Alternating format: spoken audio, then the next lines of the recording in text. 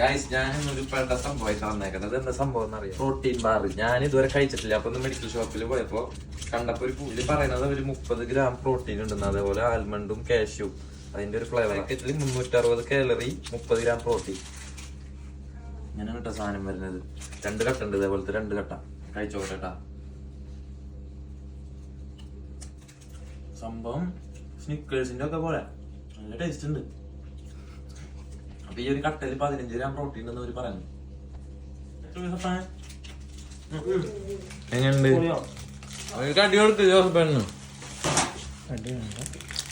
കഴിക്കണം. ഇങ്ങോട്ട്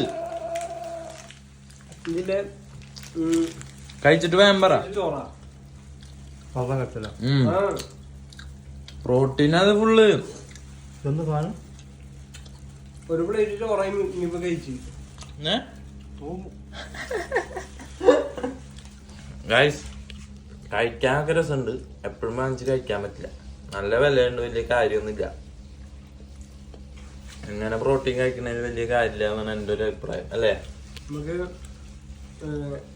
വിശക്കുകയും ചെയ്യും. നമുക്ക് പിന്നെ പൈസ ഇത്രയും കൊടുത്തിട്ട് വാങ്ങാനുള്ള കഴിവൊന്നും ഇല്ല. നമ്മ 10 റുപ്യ കൊണ്ട് നമുക്ക് എന്തൊക്കെ വാങ്ങാം. ഒരു കോഴി വാങ്ങി ഫുള്ള് കറി വെക്കാം. ഷെഫീക്കാക്ക് ഒരു കഷ്ണം കൊടുത്തിട്ട് ഒരു അഭിപ്രായം. കഴിക്കി എങ്ങനെയുണ്ട് സാധനം? എന്തുട്ടെന്നറിയത്? പ്രോട്ടീൻ അത് മിഠായിയുടെ രൂപത്തിൽ വരുന്നതാ. നീ നോക്കിയാ ചാടി ചാടി നിക്കും അല്ലേ? അതെങ്ങനെയുണ്ട് കഴിച്ചിട്ട്?